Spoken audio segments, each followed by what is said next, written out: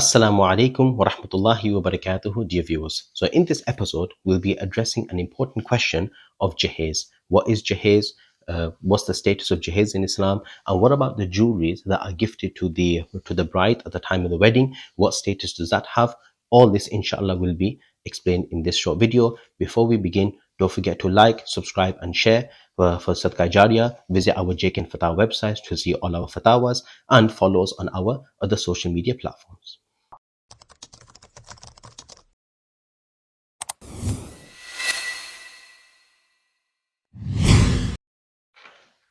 Bismillahir Rahmanir Rahim. So let's begin with the first question of what is Jahaiz. Jahaiz is a supplementary gift that which the bride's parents they give to their daughter when they are giving her away in marriage. So for example, when it comes to gifts of clothes, when it comes to gift of jewelry and other essential things, etc. So this is usually known as, in the common tradition, known as a Jahaiz. Now, is there such thing as Jahaiz in Islam? Now, there is a hadith reported in Sunan al-Nasa'i, hadith number 3384, where Sayyidina Ali radiallahu anhu relates that Jahaza Rasulullah sallallahu alayhi wa sallam Fatimata fi khamilin wa qibbatin wa bisadatin hashwaha idkhir.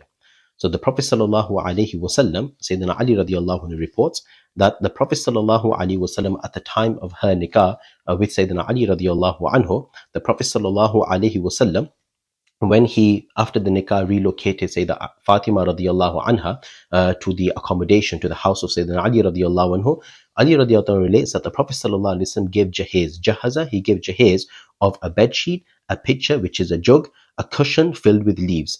So there is no clear mentioning that the Prophet ﷺ gave anything to Sayyidina Ali radiallahu anhu, but in this hadith, it makes it clear that the Prophet ﷺ provided Sayyidina Fatima radiallahu anhu with essentials. So it was a bedding, it was a jug, a pitcher, what we call, and a cushion filled with leaves. Some also suggest that there was a blanket, there was a rug, and so on and so forth. But there are different narrations. Allah subhanahu wa ta'ala knows best. But what we understand here, that this is a clear hadith that where the Prophet sallallahu alaihi wasallam, he provided some essentials for Sayyidah Fatima radiallahu anha.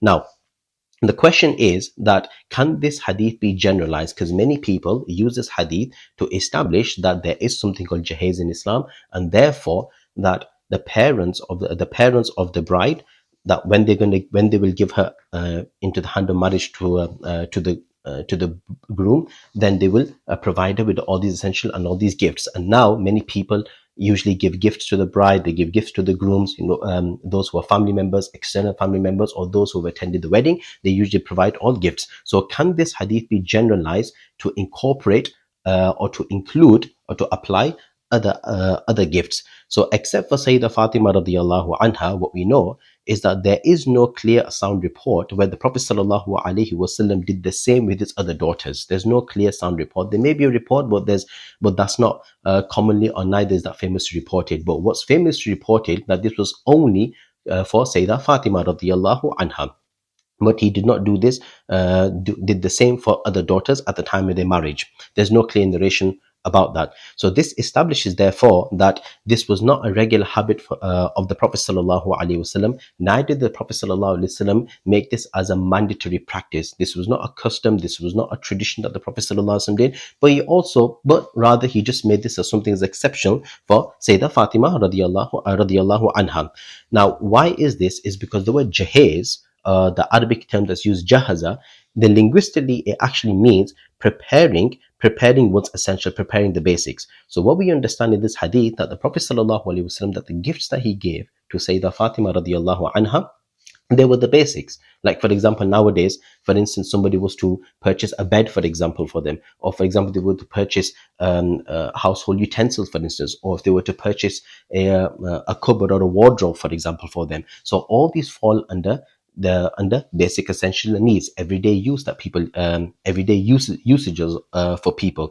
So what we understand, that the Prophet sallallahu alaihi wasallam, when the word jahaza is used, it's not like a gift per se, as a supplementary gift, but rather they were those that which were Prophet sallallahu alaihi wasallam provided with the basic essentials and needs for Sayyidah Fatima radiallahu anha. So although giving Jahaiz at the time of giving one's daughter away in marriage is not an emphasized sunnah. But however, there's no harm in gifting basic essentials. The most of what we can take from this hadith is that if a father, for example, if he's going to give his daughter away in the hands of marriage, if he was to purchase something for her as part of the essential, then there's nothing harm in that. So that's the most that we can derive from this hadith. But there are a few things to note here about gifts, that they both hadith cannot be used as an evidence to make it an emphasized tradition, a prevalent tradition, nor to justify modern day extravagance in gifts and weddings in wedding ceremonies. This cannot be used because the hadith, as mentioned, it only talks about providing the basic essentials. Nowadays, people become very extravagant in gifts. Nowadays, many people even compete with each other in giving gifts. If one family member, for example, if they don't provide gifts, then they are scolded or they are reproached that why didn't you provide a gift, and so on and so forth. So we have to maintain a balance. We have to maintain a balance when it comes to giving gifts. Sometimes a gift is given even to the groom. Sometimes a gift is even given to the groom as well. So, for example, let's say the boy's father, for example, or let's say the boy's future in-laws. They may provide him with a gift. For example, they may give him a watch or something like that, etc. So it can work both ways.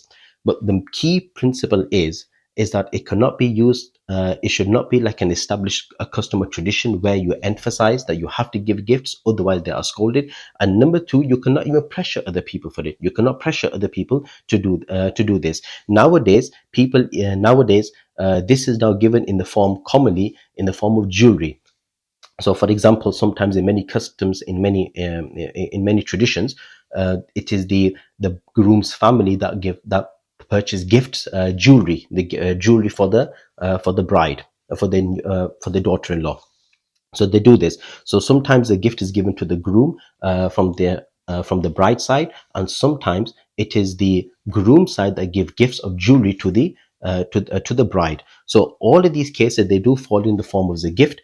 In of themselves, giving a gift, there's no harm in it, provided that there's no pressure and provided that this is not considered to be a necessary tradition, necessary custom. But there's something important that needs to be emphasized here, that in the case of separation, after the husband, if the husband and wife, after they're married and in after a few months or so, or a few years, for etc., for example, that the marriage doesn't prove to be successful and they decide to part ways, that is it permissible for the family members of both sides to demand the gifts back? The answer is no. You cannot demand the gifts. You cannot demand them to be returned. Why? Because the standard policy in Islam is that when you give a gift to somebody, once you give a gift, you have given them ownership. Once you've given them ownership, that item is now for them. So if, for example, the groom's family, for example, if they were to give jewelry to the bride, then once they've given it to them and in the form of a gift, they cannot demand them back. Because demanding that back, like the hadith mentions, that the Prophet ﷺ said, to the nearest meaning, that a person who gives a gift and then demands the gift back is like a dog that who vomits and then he licks his own vomit. Obviously, licking your own vomit, it's something that's repulsive. It is repulsive, it is disgusting, it is not appropriate. Likewise, the Prophet ﷺ said that that's how bad it is, that's how repulsive it is, that when a person gives the gift and then demands the gift back. So once the gift is given, then after separation, you cannot no longer demand those gifts back. Now, the only time that you can demand it if it was given in the form as a mahar.